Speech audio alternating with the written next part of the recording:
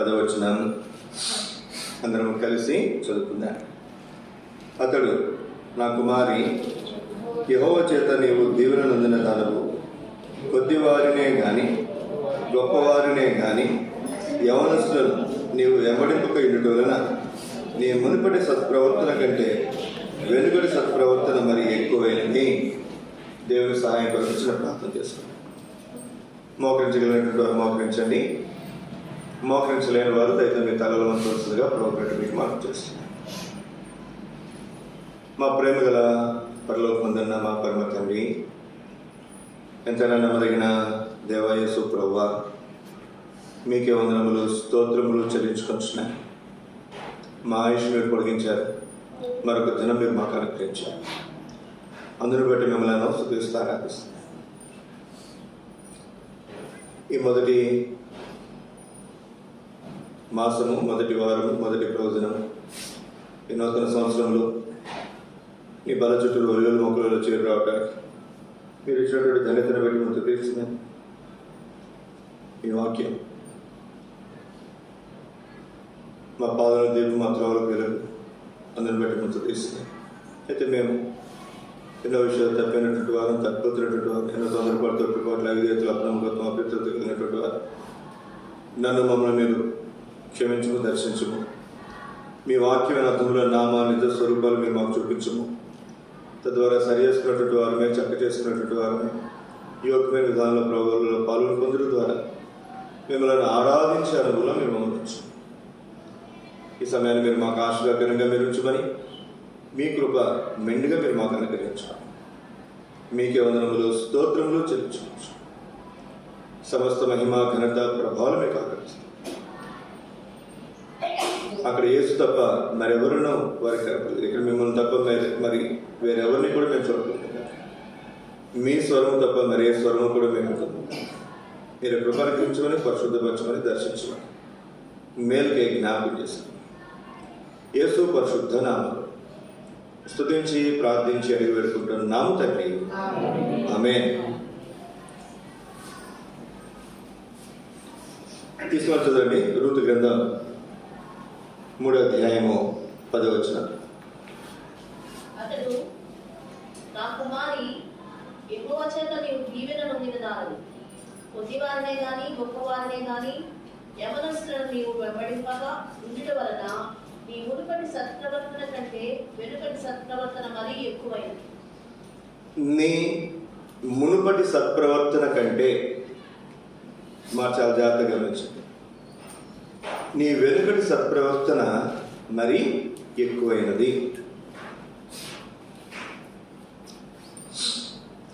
కిందికి వెళ్తే ఒక అక్క అన్న ప్రభువుల దగ్గర ప్రార్థన చేయండి అన్న ఒక అంశం చేయండి. అలాగే రమ్మన్నా అన్న మర్చిపోకుండా ప్రార్థన చేయండి అన్న. నేనేమన్నానంటే అక్కడ ఒక పేపర్ మీద రాసివ్వండి, నేను అప్పుడు ఖచ్చితంగా 100% ఖచ్చితంగా ప్రార్థన చేస్తానా. రాసిపోతే ప్రార్థన చేయరా అంటే సహజంగా మనకు వచ్చే అనుభవం నేను చెప్పండి. పేపర్ రాసిపోతే ప్రార్థన చేయాలి.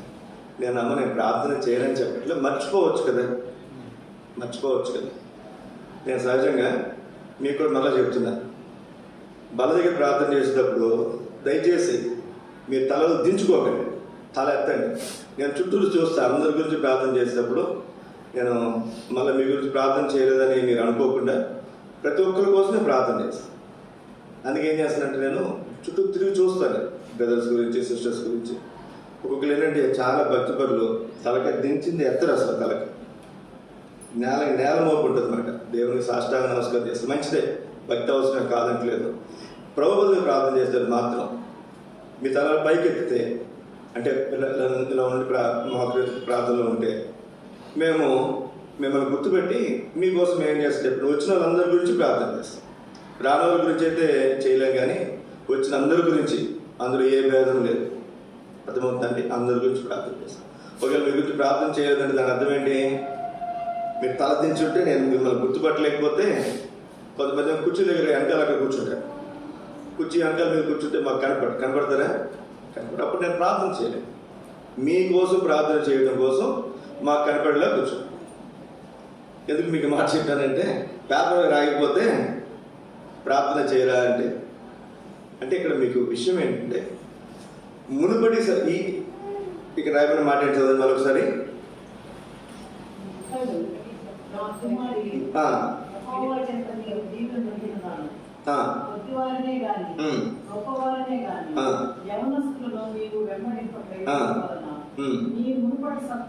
నీ మునుపటి సత్ప్రవర్తన కంటే ఇప్పుడున్న సత్ప్రవర్తన ఎక్కువైందంటే మామూలుగా మనం ఏమనుకుంటాయా, నేను ఇంతకుముందు మంచిదాన్ని కదా, ఇప్పుడు మంచిదానికి ఉన్నామా ఈ సంవత్సరం అంతా అన్నా అనుకున్నాండి. సహజంగా మనకు వచ్చే ఆలోచన చెప్పండి, నేను ఇంతకుముందు మంచిగా లేదు, నేను ఇంతకుముందు మంచిదాన్ని కాదా. ఇక్కడ పరిశుద్ధాత్మ దేవుడు ఎంత స్పష్టంగా ఎంత చక్కగా రాయించి పెట్టాడు చూడు.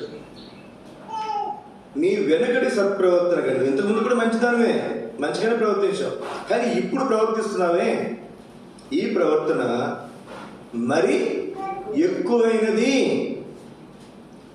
చాలామంది ఉదయం ఈ మాట చెప్తారు రాదు కాబట్టి మరొకసారి జ్ఞాపకం చేస్తాం. ఈ సంవత్సరం అంతా కూడా దేవుడు నిన్ను నన్ను చూసి ఏమనాలి, పలానా ఆయన, పలానా అబ్బాయి, పలానా ఆయన, పలానా అమ్మాయి, పలానా ఆంటీ, పలానా అక్క. నాకు ఆంటీ అక్కలు, దేవునికి కాదు. నిన్ను చూసి నన్ను చూసి దేవుడు ఏమనాలి, గత సంవత్సరాల్లో మన ప్రవర్తన కంటే కూడా, మన విశ్వాస జీవితం కంటే కూడా, మన ప్రార్థన జీవితం కంటే కూడా, మన ఆరాధన జీవితం కంటే కూడా, మన భక్తి శ్రద్ధల కంటే కూడా ఈ సంవత్సరం మన ఆత్మీయ జీవితం, మన ప్రార్థన జీవితం, మన ఆరాధన జీవితం, మన క్రైస్తవ జీవితం మరి ఎక్కువైనదిగా, ఘనమైనదిగా దేవునికి కనబడదు కాక అట్లాంటి ప్రవర్తన నీవు నేను కలిగి ఉండదు కాక. చాలాసార్లు మనం ఎట్లా ఉంటామంటే, పిల్లలు వాళ్ళు ఎదుగుతున్నప్పుడు మీ అమ్మాయ పెడితే కొంచెం ఎక్కువ మాట్లాడితే కనుక చిన్న కింద నన్ను సర్వీస్ స్కూల్ తీసుకెళ్ళమని అంటుందన్నమాట. నీకు అర్థం కావట్లేదు ఆ భాష. పిల్లలు ఎదుగుతున్నప్పుడు పుట్టినప్పుడేమో ఇంత ఉంటారు, వాళ్ళు ఇంత పొడుగుంటారు, సన్నగా ఉంటారు. ఒక్క నెల రోజుల తర్వాత చూడండి, వాళ్ళు చూసి మనకే తీసుకోగలుగుతాయి కదండి. మన కళ్ళు చూసిన వాళ్ళని ఇంతలా అయిపోయినట్టు నెలకే పెరుగుతారు వాళ్ళు. ఎందుకని అప్పుడు లోపల ఉన్నట్టు బయటకు వచ్చేసరికి కొంచెం 6 నెలల తర్వాత అన్నం తింటుంటే ఊరికి లావు వచ్చేస్తారు పిల్లలు ఎదుగుతుంటారు. ఎంత ఉంటారు వాళ్ళ ఎంత ఉంటారు, పెరిగిపోతుంటారు కదండి. సంవత్సరం ఏమవ్వాలి, ఎదుగుదల ఉండాలి. లేకపోతే ఏమవుతుంది, వాళ్ళు ఆ మడకుచ్చుగానే ఆగిపోతారు కదండి. అలాగే మన ఆత్మీయ జీవితంలో కూడా గత సంవత్సరంతో ఈ సంవత్సరంతో వచ్చే సంవత్సరం ఖచ్చితంగా వ్యత్యాసము కనపడుతుంది. బోయజు కనబడుతుంది. ఏం కనపడుతుంది చెప్పండి, రూతులో అమ్మా నీ మునుపటి సత్ప్రవర్తన కంటే కూడా వెనుకటి అంటే తర్వాత ఇప్పుడున్నటువంటి సత్ప్రవర్తన చాలా ఎక్కువైనది చెప్పగలుగుతున్నాడు. ఇక్కడ దేవుడు కూడా నిన్నను చూసా, పరమ బోయజు అయినటువంటి ప్రభు యేసుక్రీస్తు నిన్నను చూసి ఈ సంవత్సరం ఈ మాట చెప్పగలుగుతారు. అట్లాగా మనం జీవించుకుంటాం. ఇప్పుడండి ఇక్కడ బోయజు అంటున్నాడు, నీవు యెహోవా చేత దీవెన నొందితివనెను. నువ్వు యెహోవా చేత దీవించబడ్డా. ఇందులో ఏమాత్రం అనడం లేదు. మనుషులు కూడా మనం దీవించాల్సిందే. యేసుక్రీస్తు వారే మానవ రీతిగా ఈ లోకంలో జన్మించినప్పుడు దేవుని దయందును మనుషుల దయందును ఆయన వర్ధిల్లినటువంటి మాట వాస్తవం. దేవుడు డైరెక్ట్గా అన్ని సందర్భాల్లో అందరినీ దీవించడు. తల్లిదండ్రుల ద్వారానో, సేవకుల ద్వారానో, ఆత్మీయులైనటువంటి వారి ద్వారానో, లేదా సారుల ద్వారానో, లేదా ఇంకెవరైనా మేడమ్స్, లేకపోతే ఇంకొకరు వాళ్ళ ద్వారా దేవుని దీవెనలు మనకి రావడానికి దేవుడు మరి అట్లా మనం దీవించవచ్చు. ఇందులో ఏమాత్రం అనుమానం లేదు. ఇక్కడ మనం చూస్తే నీవు యెహోవా చేత దీవెన నొందిన దానవు. యెహోవా దీవించేవాడు. దీవెన ఎక్కడి నుంచి వస్తుందంటే పైనుండి మింటే దీవెనలతో, కింద అగాధ జన్మల దీవెనలతో, మరి గర్భలో దీవెనలతో, రకరకాల దీవెనలు మన ఆరాధనలో మనం ఇంటూ వచ్చాం. ఇన్ని దీవెనలు దేవుడు అనుగ్రహించేవాడు. అయితే దీవెనలు ఇవ్వడానికి ఆయన సిద్ధంగా ఉన్నాడు. ఈ మాట గుర్తుపెట్టుకున్నాడు. దీవెనలు ఇవ్వడానికి ఆయన సిద్ధంగా ఉన్నాడు. దీవెనలు పొందడానికి మనం కూడా ఉండాలి, సిద్ధంగా ఉండాలి. ఉదాహరణకి ఈరోజు యేసుక్రీస్తు మన మందిరానికి వచ్చారు. వచ్చిన వాళ్ళందరికీ కూడా ఈ సంవత్సరం సమృద్ధైన దీవెన ఇవ్వాలని ఆయన వచ్చి కూర్చున్నాడు. ఎవరైతే వస్తారో వాళ్ళకి ఏం చేస్తారు చెప్పండి, ఆయన ఇస్తారు. రాని వాళ్ళు ఏమవుతారు, ఆ దీవెనలో పోగొట్టు. స్కూల్కి వెళ్ళకపోతే, కాలేజ్కి వెళ్ళకపోతే ఏమవుతుందమ్మా, అక్కడ మన టీచర్, మన స్టూడెంట్ ఉంది, ఏముంది అక్కడ ప్రజెంట్ అటెండెన్స్ ఉండదు, అంతే కదండి. అట్లాగే దేవుని సన్నిధిలో మనం కనపడకపోతే, పొద్దున్నే మోకరించి మనం ప్రార్థన చేసుకుని బైబిల్ చదువుకోకపోతే, రాత్రి మోకరించి బైబిల్ చదువుకోకపోతే, ప్రార్థన చేసుకోకపోతే, దేవుని దీవులు మనం పోగొట్టుకునే సాధ్యత ఉంటుంది. ఏమో ఎప్పుడు ఏ రోజు మనకి ఏ దీవెనలు ఇవ్వాలనుకుంటున్నాడో. ఈరోజు కూడా దేవుడు నాకు వ్యక్తిగత పోర్షన్ చూడండి, దానియేలు గ్రంథం జనవరి 1 ఉదయం మీతో పాటు నేను ఇక్కడున్నాను, మీతో పాటు మందిరానికి వచ్చి నేను కూడా రాత్రి నాకు ఉదయం ఉన్నా, రాత్రి అంతా వాక్యం విన్నా, మళ్ళీ పొద్దునంతా వాక్యం వింటాం. కొన్నిసార్లు మేమే చెప్తాం. చదువుకుపోతే ఏమేమి చెప్పండి, ఒక పూట ఏమండి, ఒక పూట బైబిల్ చదివిపోతే కంపెనీ మునిగిపోతాయా?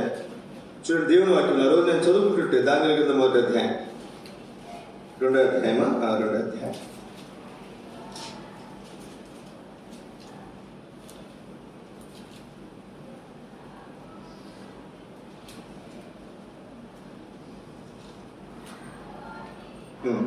మన్నించండి, 4వ అధ్యాయం.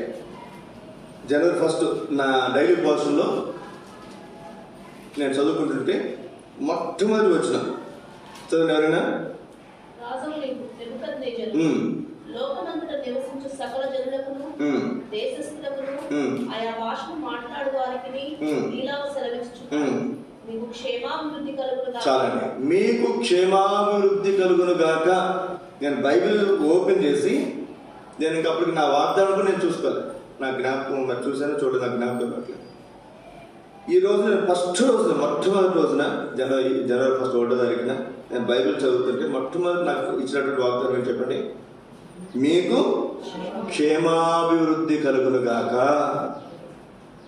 మరి ఆ రోజు నేను బైబిల్ చదవకపోతే ఇందులో ఏమాత్రం అనుమానం లేదు. ఈ రోజు చదవకపోతే రేపు చదువుతాను. నేను 2వ తారీఖు చదివితే అది 2వ తారీఖు వరకు మాత్రమే నేను తీసుకుంటా వాగ్దానంగా, ఆ ఒక్క రోజుకే. కానీ జనవరి 1 చదివాను కాబట్టి అది ఆ రోజుకి నాకు వాగ్దానమే. ఆ వారం అంతటికి, ఆ మాసం అంతటికి, ఆ సంవత్సరం అంతటికి కూడా నా మనసు ఎలా ప్రేరేపిస్తే చెప్పండి, ఈ సంవత్సరం అంతటికి దేవుడు ఇచ్చినటువంటి వాగ్దానము, దీవెన. ఈరోజు కూడా ఇదే అధ్యాయం, ఇదే పుస్తకం దానియేలు గ్రంథం 6వ అధ్యాయం. ఈరోజు నా ఆలోచన 25వ వచనం చదవండి.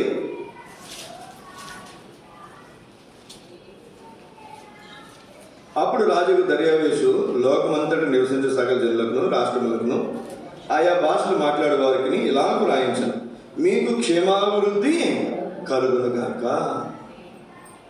ఎంత శ్రేష్టమైనటువంటి మాటలు చూడండి. ఎక్కడి నుంచి వచ్చిన ఈ వాగ్దానం నాకు? ఈ దేవుడు నాకు ఇచ్చిన వాగ్దానం అని ఎట్లా చెప్పగలుగుతున్నాను? ఈ మాట చూడగానే దేవుడు నన్ను దీవించాలని, నా క్షేమాన్ని, క్షేమాభివృద్ధి, క్షేమం అభివృద్ధి అవుతుందండి. నేను చదవకపోతే బైబిల్ ఈ వాగ్దానాలు, ఈ ఆశీర్వాదం, ఈ దీవెన నేనేం చేస్తాను చెప్పండి, పోగొట్టుకుంటాను. అలాగే మందిరానికి రాకపోతే దేవుడిచ్చే దీవెనలు మనం పోగొట్టుకుంటాం. సంఘ ప్రార్థనకు రాకపోతే దేవుడిచ్చే దీవెనలు మనం పోగొట్టుకుంటాం. కనీసం ఈ సంవత్సరం తీర్మానం చేసుకునేది ఫుల్ ప్రెజెంట్ ఉండాలి. ఏమన్నా చెప్పండి, నేను రోజున ఒక వీడియోలో ఒకసారి 13 సంవత్సరాలు పనిచేసినాను ఒక కంపెనీలో కాబట్టి ఒక్కరోజు కూడా సెలవు పెట్టలేదండి. ఎన్ని రోజులు సెలవు పెట్టలేదు? ఒక్కరోజు కూడా సెలవు పెట్టలేదు. సడన్గా నేను జాబ్ చేశాను. మనం ఏం చేస్తామంటే సెలవులు 10-20 ఉంటే వాటిని మనకు అవసరమైనప్పుడు లేదా దేవునికి అవసరమైనప్పుడు ఉపయోగిస్తుంది. ఒక్కరోజు కూడా సెలవు పెట్టలేదండి. 13 సంవత్సరాలు అయిపోయిన తర్వాత ఆ కంపెనీలో ఉన్నటువంటి అటెండర్ దగ్గర నుంచి ఎండి వరకు అసలు ఎంత ఆమెని సత్కరించారంటే శ్రేష్టమైనటువంటి బహుమానాలు ఇచ్చారు. ఏమిచ్చారండి? శ్రేష్టమైనటువంటి బహుమానం. ఒక మనిషే ఇంకొక మనిషి నమ్మకంగా వస్తే ఆబ్సెంట్ కాకుండా ఆమెను సత్కరించాలి, ఆమెకు మేలు చేయాలి, ఆమెకు బహుమానాలు ఇవ్వాలి అని అనుకుంటే అసలు దేవుడు చూడండి, దేవుడు ఎవరిని ఆశీర్వదిస్తాడు? ఉదాహరణ మన మందిరంలోనే మనల్ని ఆశీర్వదించాలని మొదలుపెట్టాడు అనుకోండి. మేమంటే ఇంక తప్పదు, మాకు ఇదే రుట్టిగా ఇక్కడ ఉంటాం రోజు. మిమ్మల్ని ఆశీర్వదించాలని మొదలుపెట్టాడు అనుకోండి. ఎక్కువ ఆసక్తులు పెట్టిన వాళ్ళు మొదట ఆశీర్వదిస్తాడా? ఎక్కువ ప్రజెంట్ వచ్చిన వాళ్ళని ఆశీర్వదిస్తాడా? మీరే చెప్పండి. చెప్పండి అమ్మ, చెప్పండి. టైంకి వచ్చిన వాళ్ళని, ప్రతిరోజు వచ్చే వాళ్ళని, లేదా ఎక్కువ వచ్చిన వాళ్ళని ముందు ఆశీర్వదిస్తాడు కదండి. తర్వాత ఇంకా చివరికి వచ్చిన తర్వాత ఇంకా మిగిలిన ఆశీర్వదిస్తాడు. మన ఎందుకు పోగొట్టుకోవాలి ఆశీర్వాదాలు? మన ఎందుకు పోగొట్టుకోవాలి దీవెనలు? మన ఎందుకు పోగొట్టుకోవాలి మేలులు?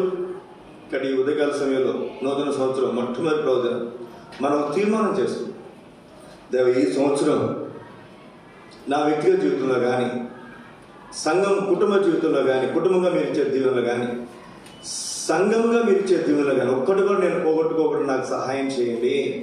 అది ఒక స్థిరమైనటువంటి తీర్మానం. ఏది మీరు పోగొట్టుకోకుండా, ఏది మనం పోగొట్టుకోకుండా మనం తీర్మానం చేసుకుంటాం. ఇప్పుడండి ఒక 5 సంగతులు మీకు జ్ఞాపకం చేస్తాను నేను. ఆదికాండం 27వ అధ్యాయం, ఆదికాండం 27వ అధ్యాయం 4వ వచనం. నేను సావక మునుపు నిన్ను నేను ఆశీర్వదించినట్లు నాకు ఇష్టమైన రుచిగల భోజనాలను సిద్ధపరచి నేను విడిపెట్టే నా యొక్కకు తెమ్మని చెప్పాను. ఇక్కడ ఇసాకు అంటాడు ఏసావును పిలిపించి, ఏసావుని ఎందుకు పిలవాలి? పెద్దోడు మంచిది, ఇందులో అనుమానం లేదు. మరి యాకోబు కొడుకే కదా. ఇప్పుడు నాకు ఇప్పుడే తలకు వచ్చింది ఆ మాట చెప్తాను వింటాను. ఇప్పుడు తండ్రి యాకోబు పిల్లలందరినీ ఆశీర్వదించాడు, 12 మంది పిల్లల్ని ఆశీర్వదించాడు. మరి ఒకవేళ తర్వాత యాకోబే ఏసాకు పిల్లల్ని ఆశీర్వదించేటప్పుడు కూడా ఇద్దరిని తీసుకొచ్చి ఇట్లా పెట్టి ఆశీర్వదించాడు. ఇద్దరికి ఇచ్చాడు ఆశీర్వాదం, ఒకరికి ఎక్కువ ఒకరు తక్కువ తర్వాత. కానీ ఇసాకు చూడండి ఎంత పక్షపాతమో. నాకు పక్షపాతం అనేది గుర్తురాదు, పక్షపాతమే గుర్తు వస్తుంది. ఎప్పుడు పక్షపాతం ఉండకండి, పక్షపాతం వచ్చినా వస్తుంది. పార్షియాలిటీ ఉండకూడదు. వాడు కొడుకు అంటే ఇష్టం, కూతురు అంటే ఇష్టం ఉండదు. వాడు కూతురు అంటే ఇష్టం, కొడుకు అంటే ఇష్టం ఉండదు. వాడు పెద్దోడు అంటే ఇష్టం, వాడు చిన్నోడు అంటే ఇష్టం. అట్లా ఉండకూడదు. ఆశీర్వదిస్తానని చెప్పినప్పుడు ఏం చేయాలి చెప్పండి? యాకోబు నేషాలు ఇద్దరు పిలిచి, నాయన మిమ్మల్ని ఆశీర్వదిస్తాను, ఈయనేమో మంచి నాన్ వెజిటేరియన్, ఈయనేమో చక్కటి వెజిటేరియన్. ఈయన కూడా ఏదో వండమని చెప్పొచ్చుగా. ఈడేదో తాపత్రయపడేవాడు, ఏదో వండుకునేవాడు కదా. అప్పుడు ఏసో పోగొట్టుకునేవాడా? పోగొట్టుకునేవాడు కాదు. తండ్రి ఎవరైనా దీవించాలనుకున్నాడు ఎక్కువ దీవెనలు, వాడికి ఎక్కువ దీవెనలు వచ్చాయి. ఇప్పుడు చూడండి, ఇక్కడ ఈ సందర్భం మనకు బాగా పరిచయం. నేను నిన్ను దీవించినట్లు 25 వచ్చిన ఒకసారి చదవండి. నేను నిన్ను ఆశీర్వదించినట్లు 25 వచ్చిన. అంతటా అతడు అది నా ఎద్దుకు తెమ్ము, నేను నిన్ను దీవించినట్లు. ఏం చేయాలంట? నేను నిన్ను దీవించినట్లు. నిన్ను అంటే ఒక్కరిని దీవించాలి, ఇద్దరు దీవించాలి. ఇద్దరుగా కొడుకులు, ఇద్దరు కదా అని. పోనీ ఒకడు ఒకసారి పుట్టారా, ఇంకోటి పుట్టాడా? ఇద్దరు ఒకేసారి పుట్టి, ఇద్దరు కవర్ పిల్లలు, ట్విన్స్ ఇద్దరు కూడా.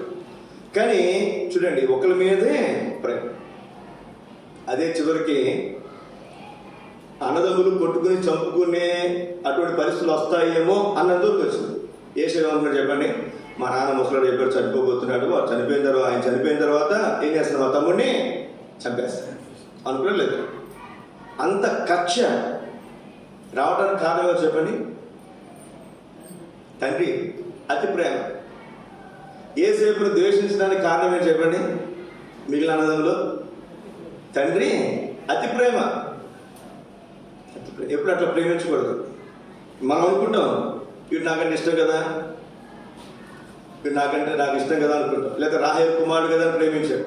తర్వాత రాహేల్ చనిపోయింది కదా, అందుకే తల్లి అని బిడ్డ కదా అని ప్రేమించాడు. ఏదో రకరకాల కారణాలు చెప్పుకుంటాం మనం. అవి చివరికి పిల్లల మధ్యలో ఏం కలిగిస్తాయి చెప్పండి? ద్వేషాలు కలిగిస్తాయి. వాళ్ళు పెద్ద అయిన తర్వాత అంటారు, నువ్వు నన్ను ఎప్పుడు ప్రేమించావని, నన్ను ఎప్పుడు ప్రేమ చూసుకున్నావని ఎప్పుడు బయటపడతారు చెప్పండి? వాళ్ళు పెద్దోళ్ళు అయిన తర్వాత, వాళ్ళు ఇంకా పెద్దోళ్ళు అయిన తర్వాత బయటపడతారు. ఇక్కడ ఈ సందర్భం అంతా మనకు బాగా పరిచయం. నేను నిన్ను దీవించినట్లు అంటే ఈ మాట ఎవరు విన్నారు? రిబ్కా వింది. రిబ్కాకి ఎవరికి ఇష్టం? యాకోబు అంటే ఇష్టం. వీడు వెళ్ళి వేటాడి వచ్చే లోపే నువ్వు 2 లేగలు మరి మేకలు తీసుకొని నేను నీ తండ్రికి ఇష్టమైన అన్నీ వండి పెడతాను, నేను అవి తీసుకెళ్ళు అంటే అసలే మోసగాడికి కదా అర్థమైపోయింది. ఏమని తండ్రి నన్ను తల్లిని చూస్తే అన్నకేమో ఎక్కువ ఎంట్రుకలు ఉంటాయి, ఈయనేమో చాలా నున్నగా ఉంటాడు చర్మం. తల్లిని చూస్తే నేను ఏ సేవను కాదన్న సంగతి తెలిస్తే దీవెన బదులు ఏమొస్తాయి? శాపం వస్తుంది. ఇదే మీకు జ్ఞాపకం చేస్తున్నాయి. ఆయన దీవించేవాడు. ఆ దీవెనలు మనం పోగొట్టుకుంటే, ఇక్కడ మాట గుర్తుపెట్టుకోనండి, దీవెనలు పోగొట్టుకుంటే ఒక రకం, దీవెన పోగొట్టుకుని శాపాలు మూట కట్టుకుంటే అది ఇంకా దౌర్భాగ్యం కదండి. కాబట్టి మనం దీవెనలు పోగొట్టుకుంటే అయితే దీవెనలు పోగొట్టుకున్న వ్యక్తిగానే మిగిలిపోతాం, లేకపోతే దీవెన పోగొట్టుకుని శాపము మూట కట్టుకున్న వ్యక్తిగానే మనం మిగిలిపోతాం. కాబట్టి మనకు జాగ్రత్తగా ఉండాలి దేవుని బిడ్డలు. ద్వితీయోపదేశకాండం 28వ అధ్యాయంలో 14 ఆశీర్వాదాలు దీవెనలు ఉంటాయి, 14 వచనాలు, 54 వచనాలు శాపాలు ఉన్నాయి. చూసారండి ఎప్పుడైనా మీరు? నాకు ద్వితీయోపదేశకాండం 28వ అధ్యాయం కనుక వస్తే నాకు చాలా భయం. ఎందుకని 14 దీవెనలు ఉంటే 54 శాపాలు ఉన్నాయి. అంటే ఎంతో జాగ్రత్తగా ఖచ్చితంగా ఉండాలి ఆ సంవత్సరం. లేకపోతే దీవెనలు పోగొట్టుకోవడమే కాదు, ఏం చేస్తామంట? శాపాలు కూడా తెచ్చుకుంటా.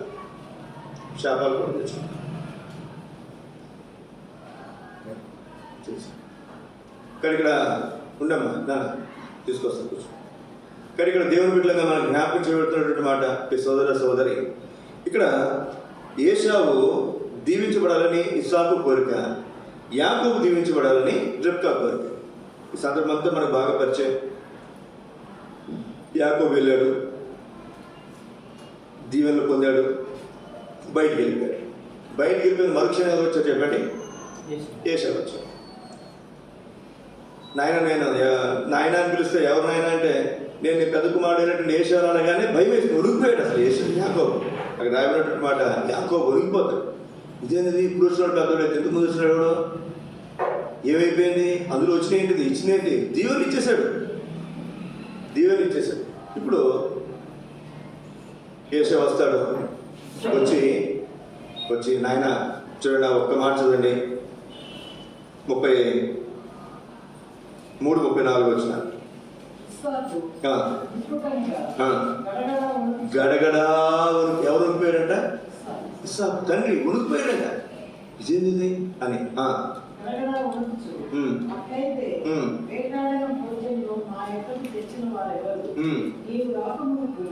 నేను వాటన్నిటిలో తిని అతన్ని నిజముగా దీవించుకుని అతను దీవింపబడిన వాడే అని ఏశావు మన తండ్రి మాటలు విన్నప్పుడు ఉత్సాహంలో పెద్ద కేక వేసి, ఓ నా తండ్రి నన్ను దీవించమని మన తండ్రితో చెప్పాను. ఇక్కడ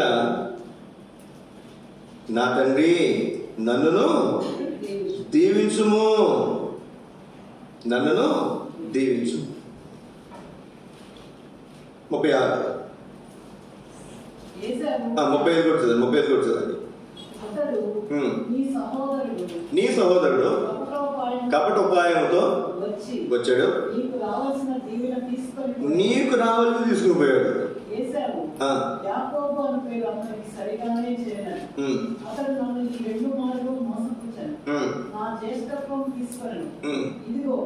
ఇప్పుడు వచ్చి నాకు రావాల్సిన దీవెనను తీసుకొనని చెప్పి నా కొరకు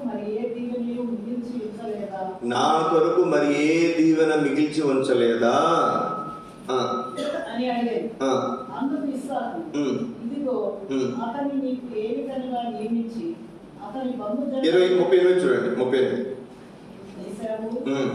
ఏశావు నా తండ్రి నీ యొద్ద ఒక దీవెనే ఉన్నదా? నీ యొద్ద ఒక్క దీవెనే ఉందా నాయన? నా తండ్రి నన్ను కూడా దీవించమని చాలండి. ఏం చేస్తాడంట? తండ్రి, నా తండ్రి దగ్గర ఒక్క దీవెనే ఉందా? మా తండ్రి దగ్గర ఒక్క దీవెన ఉంది. స్వార్థపరుడు. మరి ఇస్సాకుని చూసి మంచిగా చాలా విషయాలు మాట్లాడతాం, కానీ స్వార్థపరుడుగా కనపడుతున్నాడు, పక్షపాతిగా కనపడుతున్నాడు కదండి. మీరు ఒక్క మాట జాగ్రత్త ఇక్కడ చదివినప్పుడు మీరు గమనించలేదో, నీ దీవెనలన్నీ ఏంటంటే చూడండి అక్కడ మాట, అతను నిజంగా దీవించబడిన వాడే.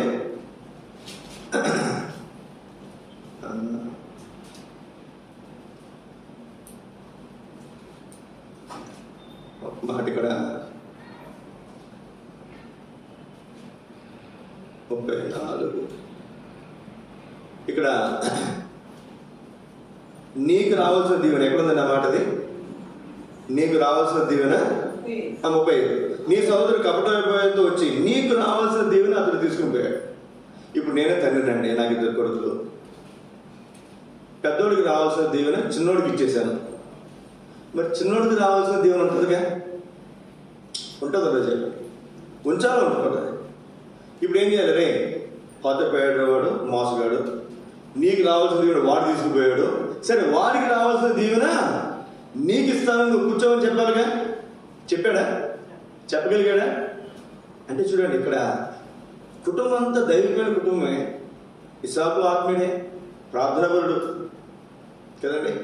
తర్వాత రిబ్కా గురించి మనం వివాహానికి ముందు మనం చూస్తే రిబ్కా చక్కనిది, కన్యక, చాలా మంచి విషయాలు మనం చూస్తాం. కానీ రిబ్కా గురించినటువంటి విషయాలు మనం ఎక్కడ ఆత్మీయంగా గొప్పగా చెప్పుకోవడానికి నాకైతే కనపడలేదు. నాకైతే ఏమి కూడా కనపడలేదు. రిబ్కాకు పిల్లలు పుట్టకపోతే, తన భార్య పిల్లలు పుట్టకపోతే ఎవరు ప్రార్థన చేశారు? ఇసాకు ప్రార్థన చేశారు. అతను ఒక్కడే పిల్లలు లేకపోతే భర్త ప్రార్థన చేసిన సందర్భం. మిగిలిన సందర్భాల్లో అందరూ భార్యలే ప్రార్థన చేసుకోవచ్చు. ఈయనేమో ఆ పెద్దోడిని ప్రేమిస్తే ఆవిడేమో చిన్నోడిని ప్రేమించి. అక్కడ చూడండి, కుటుంబంలోనే ఒక ఐక్యత ఎక్కడ కనపడట్లా, ఐక్యత కనపడట్లేదు. లేకపోతే ఒకరి మీద ఒకరికి ప్రేమ ఆప్యాయతలు కనపడట్లేదు. స్వార్థం కనపడుతుంది, లేకపోతే పక్షపాతం కనపడుతుంది. తల్లిని ఏం చేయాలి? ఇసాకు దగ్గరికి వచ్చి రిబ్కా ఏమైనా నీకైనా జ్ఞానం ఉందా? పెద్దోడు ఒక్కడే దీవించడం ఏంటి, చిన్నవాడిని కూడా దీవించాలి కదా అనేది సర్ది చూపాలి లేదా? ఆస్తి పెద్ద ఒకరికి ఇచ్చేస్తున్నాను అనుకోండి, తల్లి ఏమంటుంది పక్కన, కొంచెం ఇవ్వయి ఏంటి అందా? మొత్తం ఒకటికి ఇచ్చేసి ఊరుకుంటుందా? ఊరుకోవాలా? ఈయనేమో ఆయనకి ఇచ్చేయాలని, ఆవిడేమో ఈయనకి ఇచ్చేయాలని. ఎవరు నష్టపోయి చెప్పండి? చరిత్రలో అబ్రహాము శారాయిలతో పోల్చుకుంటే, ఇటు తర్వాత తరం యాకోబుతో పోల్చుకుంటే, ఒక మాట చెప్పాలంటే ఇస్సాకు రిబ్కాలు పెద్ద ఎవరికి కూడా జ్ఞాపకం రాదు. పెద్ద ఎవరికి కూడా వాళ్ళతో పోల్చుకుంటే మధ్యలో పెద్ద ఎవరికి జ్ఞాపకం రాదు. వాళ్ళ గురించి పెద్దగా ఎక్కువ అధ్యాయాలు కూడా ఏమి దేవుడు రాయించి పెట్టలే.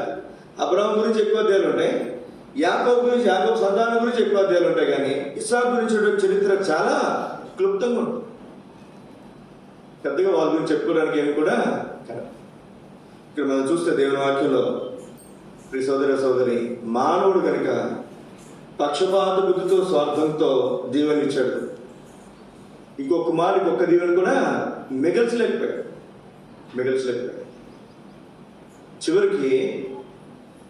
చివరికి యాకోబు తాను ప్రేమించే తన తల్లి చనిపోయినప్పుడు కూడా రాలేకపోయాడు. వచ్చాడా? రాలా. తన తల్లి చనిపోయినప్పుడు కూడా రాలా. తెలియదు అతనికి.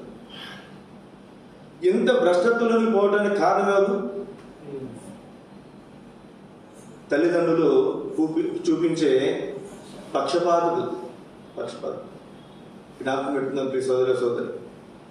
వాడు చెడ్డోడైనా మంచివాడైనా, ఇప్పుడు యాకోబు చెడ్డోడని అనుకున్నాడు. ఎవరు అనుకున్న ఉదాహరణకి దీవెన ఒక్క దీవెన కూడా ఉంచలేదు. దాని అర్థం ఏంటి? వాడు వేస్ట్ వేలు, వాడు మోసగాడు, వాడు బుద్ధి అట్లాంటిదే కాదంటలే. కానీ దేవుని దృష్టిలో ఎవరు యోగ్యుడు? దేవుని దృష్టిలో ఎవరు దీవించబడినటువంటి వాడు? దేవుని దృష్టిలో ఎవరు ఆశీర్వదించబడినటువంటి వాడు? యాకోబు. ఎవరిని ఆశీర్వదించాడు దేవుడు? యాకోబుని ఆశీర్వదించాడు. మనం అనుకుంటాం మనం బతికినంత వరకు చూడగలం మన పిల్లల భవిష్యత్తుని. మనం చనిపోయిన తర్వాత మనం బాగుపడతారు అనుకున్నాడు చెడిపోతారు అనుకున్నవాడు బాగుపడవచ్చు. అంటే మనకేమనుకోడు తల్లిదండ్రులుగా? పక్షపాత బుద్ధి అనుకోడు. కొడుకైనా కూతురైనా వాళ్ళందరినీ మనం సమానంగా ప్రేమించాల్సిన బాధ్యత, సమానంగా మరి ఎంచాల్సిన బాధ్యత అన్ని విషయాల్లో కూడా మన మీద. కొన్నిసార్లు మనం కూడా యెషయావులే బలవంతులు ఒకలా చూస్తాం, బలహీన ఒకలా చూస్తాం కదండి. వీడు దీనికి పనికొస్తాడు, ఇంక దేనికి పనికిరాడు అనుకుంటాం. అట్లా అనుకోకూడదు. మనం చేయాల్సిన ప్రయత్నం, వీడి మీద ఎంత పెట్టుబడి పెడతాం, వీడి మీద ఎంత పెట్టుబడి పెట్టాలి. వీడికి ఎంత ఖర్చు పెట్టాలి, వీడికి కూడా అంత ఖర్చు పెట్టాలి. మనం కూడా చూడండి చాలాసార్లు మనం విధానం అట్లా ఉంటుంది. ఒకటి మనకి ఇష్టమైతేనే వాడికి మంచిగా తీసుకుంటాం, వాడికి మనకి ఇష్టం అయితే ఒక రకంగా తీసుకుంటాం. కొడుకులనేమో మంచి మంచి కాలేజీలో జాయిన్ చేస్తాం, కూతురులేమో గవర్నమెంట్ కాలేజీలో, గవర్నమెంట్ స్కూల్లో. ఎందుకని ఎలాగ పెళ్లి చేసి పంపిస్తాం కదా, అట్లా ఎప్పుడు ఉండదు. జ్ఞాపకం పెట్టుకుందాం ప్లీజ్ సోదర సోదరి. రండి కొంచెం ముందుకు వెళ్తే ఇక్కడ మాట మీకు జ్ఞాపకం చేస్తున్నాయన. ఇక్కడ ఏశావు ఏడుస్తున్నాడు, నాయన నాకు కూడా దీవెన ఏమంటే తండ్రి ఇవ్వగలిగాడా? కారణం ఏంటంటే చిన్న కొడుకు కోసం ఏ దీవెన మిగల్చలేకపోయాడు కాబట్టి కనీసం ఆ దీవెన కూడా పెద్ద కొడుక్కి ఇవ్వగలిగాడు. ఇంకొక ప్రాముఖ్యమైన సంగతి మీకు జ్ఞాపకం చేస్తాను. యెహోషువ గ్రంథం 15వ అధ్యాయం. కాలేబు కుమార్తె అక్స పెళ్లి చేసి పంపించాడు. పెళ్లి చేసి పంపిస్తే ఈవిడ గట్టవాడు. గుర్తుపెట్టుకోండి, ఇక్కడ పిల్లలు లేరు, పెళ్లి కావాల్సిన పిల్లలు ఎవరు లేరు, కూతురు లేరు, పెళ్లి కావాల్సిన కూతురు. ఏం చేసిందంటే 18వ వచనం, 15వ అధ్యాయం యెహోషువ గ్రంథం 18వ వచనం. మరి ఆమె తన పెనిమిటి ఇంటికి వచ్చినప్పుడు తన తండ్రిని ఒక పొలం అడుగుమని అతను ప్రేరేపించను. ఆమె గాడిదను దిగ కాలేబు ఆమెను చూసి ఏమన్నాడు, నీకే అసలు అడిగిందా ఇవిడి, నాయన నాకు ఇది కావాలని అడిగిందా? కొంతమందిని చూడగానే పిల్లలు మనం చూస్తాము, ఈవిడ చూసిందంటే అమ్మ ఏం కావాలమ్మా అని ముందే అర్థమైపోతుంది.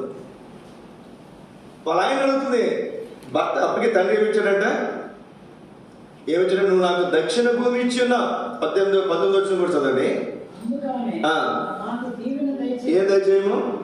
దీవెన.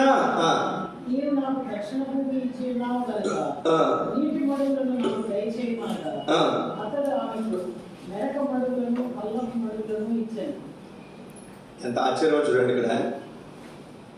నీవు నాకు దీవెన దయచేయము. పొలం ఏమని అడగొచ్చుగా, అడిగిందా? లేదు. దీవెనలోనే పొలాలు కూడా ఉన్నాయండి. దేవుడిచ్చే దీవెన గుర్తుపెట్టుకున్నాండి. కొంతమందికి ఆత్మ సంబంధమైనటువంటి దీవెనలు ఇస్తాడు దేవుడు, పర సంబంధమైనటువంటి దీవెనలు ఇస్తాడు దేవుడు. కొంతమందికి భూ సంబంధమైన దీవెనలు ఇస్తారు. ఒక్కొక్క సంవత్సరం పర సంబంధమైన దీవెనలు ఇస్తారు, ఒక్కొక్క సంవత్సరం భూ సంబంధమైన దీవెనలు ఇస్తారు. ఈ భూ సంబంధమైన అడుగు దేవుడు చెప్పండి, నాయన నాకు దీవెన దయచేయి. ఇప్పుడు అడగకముందే నాయన నాన్నతో వస్తుంది, ఓహో ఈవిడికి ఏదో తక్కువైనట్టుంది, అమ్మ ఏం కావాలమ్మా నీకు అని అడుగుతున్నాడు. ఈవిడ అడక్క మునిపే వాళ్ళ ఆయన ప్రేరేపించింది అంటే. ఏం ప్రేరేపించింది? వాళ్ళ ఆయన. మాకు పెళ్ళైన తర్వాత మొదటి రోజు, తర్వాత రోజు 10వ తారీఖు పెళ్ళి అయింది, 10వ తారీఖు మే 10, 11వ తారీఖు వచ్చి నా పక్కన కూర్చుంది. ఎవరు? పాస్టర్ గారు. ఇప్పటికీ మర్చిపోను, ఇప్పుడు కాదు చచ్చేంతవరకు మర్చిపోను నేను. ఏం అడుగుంటా చెప్పండి? నల్ల పూసలు దండ అడిగింది. ఏ పూసలో? నల్ల పూసలు. వాళ్ళ అమ్మ నాన్న అడిగిందంట, మీ ఆయన అడిగి పంపించుకున్నారంట వాళ్ళు. అందుకే ఫస్ట్ రోజున, ఆ రోజు నుంచి మీరు గుర్తుపెట్టుకునండి, ఆవిడ అడిగింది ఏది కొనేది. అంతే మరి. ఫస్ట్ రోజే నువ్వు అట్లా ఒక్కరోజే ఫస్ట్, తర్వాత రోజు ఉదయం నా పక్కన కూర్చుని నాకు నల్లపూసలు కొనుక్కున్నాను. ఆవిడ జీవితంలో నల్లపూసలు కాదా? మనం కొట్టిన ఒంగోలు వెళ్తున్నప్పుడు అన్న, ఒంగోలు వెళ్తాం, అమ్మాయి నల్లపూసలు కొనేవనా అన్న. ఇప్పుడు కొనిచ్చినా పెట్టుకో. కొంతమంది జీవితాలు అట్లాగే ఉంటాయి. జ్ఞాపకం పెట్టుకున్నారు ప్లీజ్ సోదర సోదరి. కొంతమంది అట్లాగే ఉంటారు, అడగటమే పని. ఆ కూతురు చూడగానే, కూతురు ముఖం చూసి అడగలేదు తండ్రిని, అడిగిందా? ఏ చూడండి వల్ల మార్చదండి.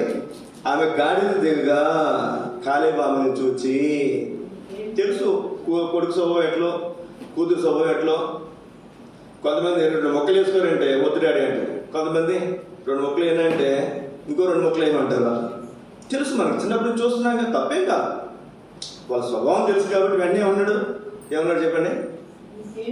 నీకేం కావాలమ్మా, నువ్వు నాకేమిచ్చావు? దక్షిణ భూమి ఇచ్చావు, మంచిది. నీటి మడుగులు కూడా కావాలి. మరి అట్లా నీళ్ళు పెట్టుకోవాలిగా. మళ్ళా అడుగుద్దేమో మహాతల్లని. ఏమిచ్చాడంట? మెరక మడుగులు ఇచ్చాడు, పల్లపు మడుగులు ఇచ్చాడు. మళ్ళీ ఇంకా అడిగే అవసరం లేకుండా ఒక తండ్రి ఆ చూపులోనే తనకి ఏదో కొరత ఉందని గ్రహించగలిగాడు అంటే మీ పరలోకపు తండ్రి చెప్పండి అన్నమాట. మీరు అడగక మునిపే మీకు అక్కర్గా ఉన్నవేవో ఆయనకు తెలుసు. మనం అడగాల్సిన అవసరం లే. పొద్దున్నే వస్తారు అడుక్కోవడానికి ఒకడు. ఆడలాగా మన పొద్దున్న లేచిన దేవా నాకి అని పాట పడాల్సిన అవసరం లే.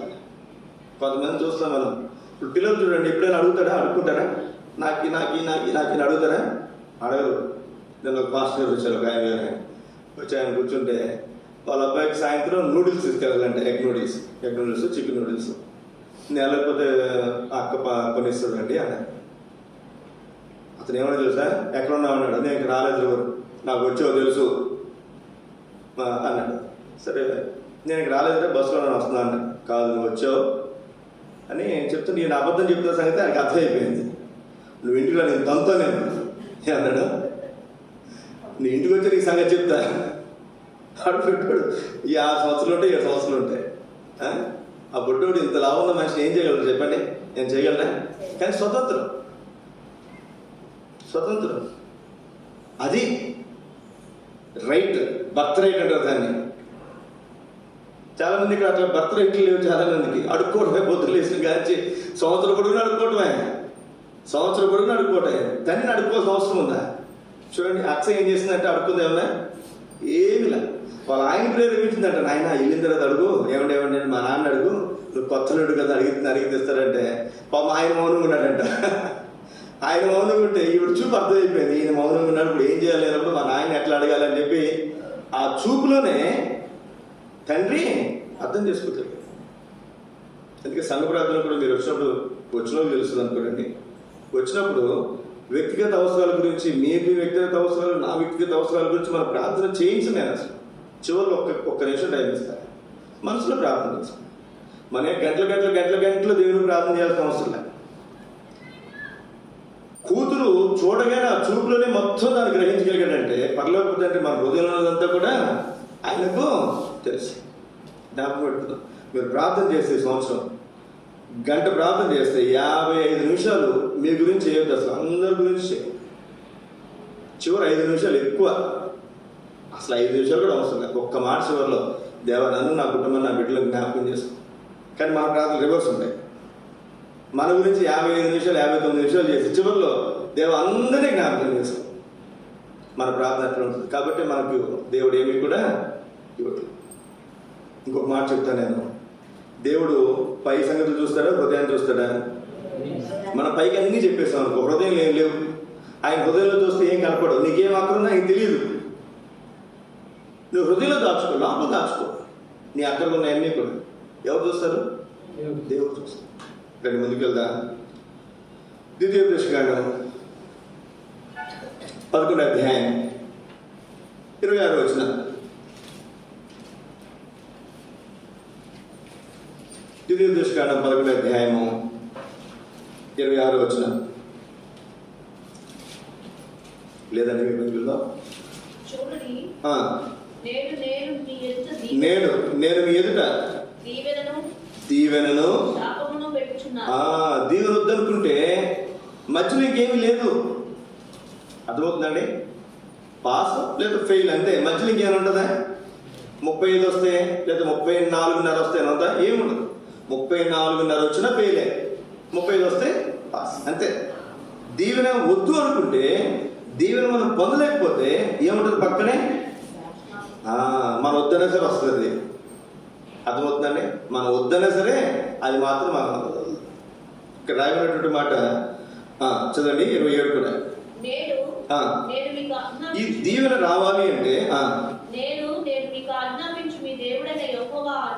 యెహోవా ఆజ్ఞలను మీరు వింటే దీవెన.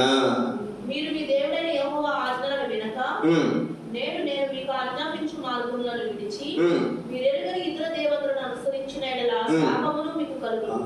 దేవుని మాట వింటే ఒక్కటే మాట, దేవుని మాట వింటే దీవెన, వినకపోతే దేవుని మాట వింటలేదంటే ఎవరి మాట వింటున్నాం? దెయ్యం మాట వింటాం. ఇతర దేవతలు అంటే మన భాషలో దెయ్యం, ఇతర దేవతలు, ఇతర దేవుడు, ఒక్కడే దేవుడు. మనం ఎవరు నమ్ముతో వాళ్ళు నమ్మాలి కదండి. ఒక డాక్టర్ దగ్గరికి పోయాం, ఆయన కొంత మెడిసిన్ ఇచ్చాడు, అదే జబ్బు కోసం ఇంకో డాక్టర్ దగ్గరికి పోతామా? ఇద్దరు మందులు వాడేమనుకున్నాండి, అంతే సంగతి కదండి. ఒక్క డాక్టర్నే. దానికి ఎవరి దగ్గర ఒక మాట చెప్తామా, ఈ సంవత్సరాలు దేవుడిని నమ్ముకున్నారు కదా మీ దేవుడిని, ఒక 6 నెలలు ప్రయత్నించడండి, లేదా ఒక 3 నెలలు ప్రయత్నించడండి, లేదా ఒక సంవత్సరం ప్రయత్నించడండి. పూర్తిగా ప్రయత్నిస్తే, అంతే కదా. డాక్టర్కి వెళ్ళాం, 1 నెల 2 నెలలు 6 నెలలు వాడాలి కదా మందులు, వాడితే కదా మనం తగ్గుతుందో తెలిసే. అట్లాగే యేసుక్రీస్తు నమ్ముకున్నాం, ఈ సంవత్సరం అంతా నమ్మి చూడు, నీకేం మార్పు లేదు, వదిలేసాయి. అది యేసుక్రీస్తు దేవుడి దగ్గర అందరికి ప్రచారం చేయి, నేను కూడా నీకు సపోర్ట్ చేస్తాను. నేను ఇక్కడ రాయబడినటువంటి మాట, దేవుని మాట వింటే దేవుని, వినకపోతే శాపాన్ని మనం మొట్టకట్టుకుంటాం. సామెతల గ్రంథం 20 అధ్యాయం 21 వచ్చిన సామెతలు 20:21. మొదట బహు త్వరితముగా దొరికిన స్వాస్థ్యము, బహు త్వరితముగా దొరికిన స్వాస్థ్యము తుదకు దీవెన నందకపోవును. త్వర కొంతమంది చూడండి, త్వరగా వచ్చేస్తుంది దీవెన. ఒక ఆయన వైజాగ్లో, ఆయన పేరు బట్టల శామ్. ఏంటి? బట్టల శామ్. బట్టల వ్యాపారం చేశాడు, ఆయన పేరు శామ్. కొత్తగా దేవుడు నమ్ముకున్నాడు. ఇంతకుముందు ఎప్పుడు 5-6 సంవత్సరాల క్రితం ఒకసారి చెప్పినట్టు నేను జ్ఞాపకం చేశాడు గుర్తు. వైజాగ్లో, విశాఖపట్నం, ఇప్పుడు కూడా ఉన్నాడు. జరిగి కూడా 10 సంవత్సరాల లోపే, ఒక 10-15 సంవత్సరాల లోపే జరిగే సంగతి. కొత్తగా దేవుడు నమ్ముకున్నాడు. ఒక సైకిల్ మీద బట్టలు అమ్ముకున్నాడు. దేవుడు నమ్ముకున్నాడు. తర్వాత అత్యధికంగా ఆశీర్వదించాడు. ఎంత అత్యధికంగా ఆశీర్వదించాడంటే, వైజాగ్లోనే డూప్లెక్స్ ఇల్లు, మంచి ఏరియాలో తన ఇల్లు, ఇంకొక మంచి ఇల్లు అక్కడ కొనుక్కుని అంత ఆశీర్వాదం. ఇప్పుడు కోట్లు సంపాదించు. ఎన్ని నెలల్లో, ఎన్ని సంవత్సరాలు? 2-3 సంవత్సరాలు, చాలా తక్కువ కాలం. మరి దాన్ని భద్రంగా కాపాడుకుంటే బాగానే ఉండదు, దేవునికి భయభక్తులు కలిగి ఉంటే బాగానే ఉండదు. తన నుండి ఇల్లు కాకుండా ఇంకొక ఎక్స్ట్రా 100 ఇల్లు, ఆ ఇల్లుని ఖాళీగా ఉంచడం ఎందుకని, అద్దెకి ఇవ్వలేదంట. సినిమా షూటింగ్ వాళ్ళకి ఇస్తే ఎక్కువ డబ్బులు వస్తాయని సినిమా షూటింగ్ వాళ్ళకి ఇచ్చాం. మనం అనుకుంటాం రెంట్కే కదా అనుకుంటాం, కానీ ఇచ్చేది దేనికి? ఇప్పుడు షాప్ ఇచ్చేది వేరు, బ్రాండ్ షాప్ ఇచ్చేది వేరు, అద్దెకి. అంతే కదండి, 2 అద్దె. వీడు 5,000 ఇస్తాడు, వాడు 20,000 ఇస్తాడు. మనం అనుకుంటే అద్దెకి వేసుకున్నాం అనుకుంటాం. మనం చేసే పనులు కూడా అదే. మనం పని చేస్తే 200 వస్తాయి అనుకోండి. ఇంకొక కాని విషయాలు, సిగరెట్లు, లేకపోతే మందు, లేకపోతే ఇంకోటి రకరకాల సంగతులు ఉంటాయి. వాటికి సంబంధించిన పనులు చేస్తాం అనుకోండి. ఇక్కడ మామూలు పని చేస్తాడు 200 ఇస్తే, బ్రాండ్ షాప్లో పని చేస్తే వాడికి 500, 1000 ఇస్తాడు కదండి. రకరకాల మనం చేసే పని ఎక్కడ ఎట్లాంటిది అనేది మనం చూస్తాం. ఆయన అట్లా ఇచ్చాడు. ఏమేదో తెలియదు, ఒక 6 నెలలు మొత్తం పోయిందండి. మళ్ళీ సైకిల్కి వచ్చాడండి. మళ్ళీ అక్కడికి వచ్చాడు సైకిల్. ఒక 7-8 సంవత్సరాల క్రితం ఆయన గురించి చాలా కథలుగా చెప్పుకునేవారు. మా దగ్గర గోదావరి జిల్లా కాబట్టి, దగ్గర కాబట్టి, ఇట్లా జరిగిందంట. కానీ త్వరగా వచ్చేసిందంటే అది నిలబెట్టుకోవడం చాలా కష్టం. మీకు నాకు 1 కోటి రూపాయలు ఏమని ఎక్కడ దాచుకోవాలో తెలియదు మనకి కదండి. బ్యాంకులో అకౌంట్ ఎన్ని బ్యాంకులు అకౌంట్ ఓపెన్ చేసుకుంటాం? ఓ బ్యాంకులో 2 లక్షలు 3 లక్షల కంటే ఎక్కువ వేయటం కుదరదు. ఎన్ని బ్యాంకులు వేసుకుంటాం, ఎక్కడ దాచుకుంటాం? వాటిని నిద్రపడతా అసలు. అవి తెచ్చుకుని ఇంట్లో పెట్టి 2 రోజులు వచ్చుకుంటే 3వ రోజు మన దగ్గర బయటపడాల్సిందే. ఎందుకు? దొంగలు పడతారేమో, వాళ్ళు వస్తారు, వీళ్ళు వస్తారని భయం, రకరకాల భయాలు. త్వరితముగా దొరికినటువంటి స్వాస్థ్యము తుదకు ఏం కాదంట, దీవెన నందక పోవను. ఇప్పుడు కూడా దేవుడు అంచెలంచెలుగా ఇసాకు క్రమక్రమముగా అభివృద్ధి పొందుతూ వచ్చాను. క్రమక్రమముగా ఇది దేవుడిచ్చిన ఆశీర్వాదం. ఎప్పుడు కూడా గుర్తుపెట్టుకున్నాను, దేవుడు ఇచ్చినప్పుడు క్రమక్రమంగా ఉంటుంది. ఒకసారి కోటీశ్వరుడు, లేదా ఆస్తులు, లేకపోతే ఇంకోటి. అది భౌతికంగా ఆత్మీయంగా. పరిచర్య చూడండి, మేము ఎవరైనా సరాసరి తీసుకొచ్చి కూలిపెట్టి మీద ఆరాధన అవుతున్నామని చెప్పాను అనుకున్నాండి. కొత్త వాళ్ళకి అతను నిలబడటం చాలా కష్టం అవుతుంది. ఆయనకి ఆత్మీయత ఉంటే తప్ప. ఎక్కడి నుంచి స్టార్ట్ చేయాలి? బయట సువార్త వెళ్ళినప్పుడు అక్కడ వాక్యాలు చెప్పించాలి. తర్వాత ఎవరైనా సరే మీరైనా ఎదగాలనుకుంటే తర్వాత సువార్తలు వాక్యం చెప్పాలి. తర్వాత సువార్త కూడికలో వాక్యం చెప్పాలి, సంఘ ప్రాంతంలో వాక్యం చెప్పాలి. అంచులంచులుగా వస్తే మనం పరిచర్యలో నిలబడగలం, లేక నిలబడలేము. అది పరిచర్య అయినా, భౌతికంగా, ఆత్మీయంగా అయినా సరే. చదండి కీర్తన గ్రంథం 109 అధ్యాయం. కీర్తన గ్రంథం 109 అధ్యాయము 17 వచనం.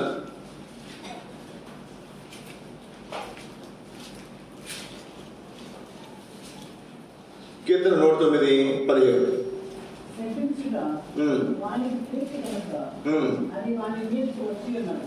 శపించుట వానికి ప్రీతి కనుక అది వాని మీదకి వచ్చినది.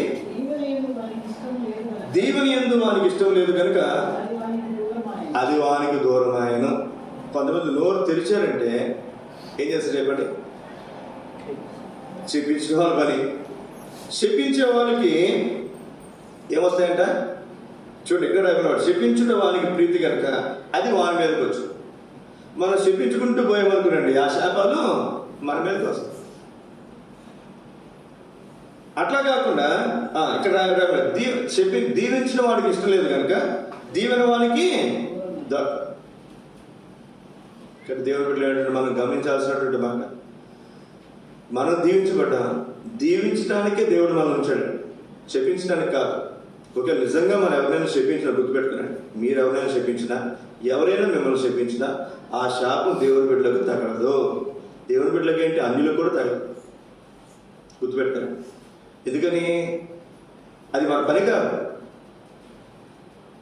అది మన పని కాదు. దానికోసం దేవుడు మనం నియమించలేదు.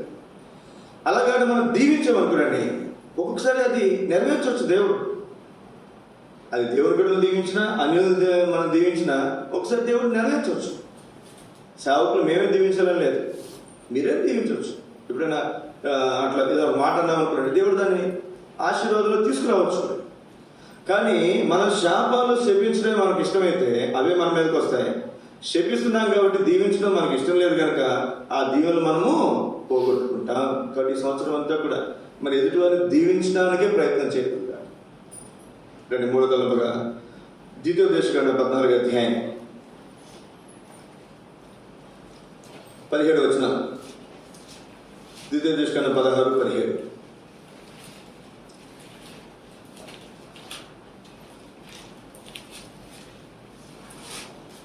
వారు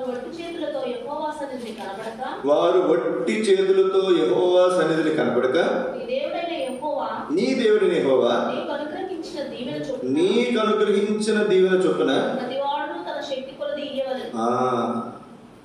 ఎలా ఇవ్వాలంట? తన శక్తి కొలది.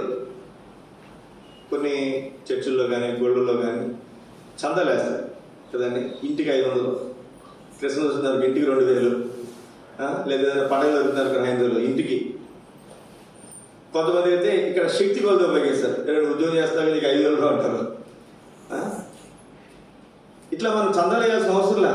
ఇక్కడ రాబడినటువంటి మాట, నీ దేవుడిని యెహోవా నీకు అనుగ్రహించిన దీవెన చొప్పున ప్రతివాడు తన శక్తి కొలది ఇవ్వాలండి. ఎక్కడ ఇవ్వాలి? చదువు 16 వచనం. ఇవ్వటం కూడా చాలా మందికి తెలియదు. ఏటికంటే సంవత్సరానికి 3 సార్లు. ఒకటి పొంగని రొట్టెల పండుగ, రెండోది వారముల పండుగ, మూడోది పర్ణశాలల పండుగ. అంటే దేవుని మందిరానికి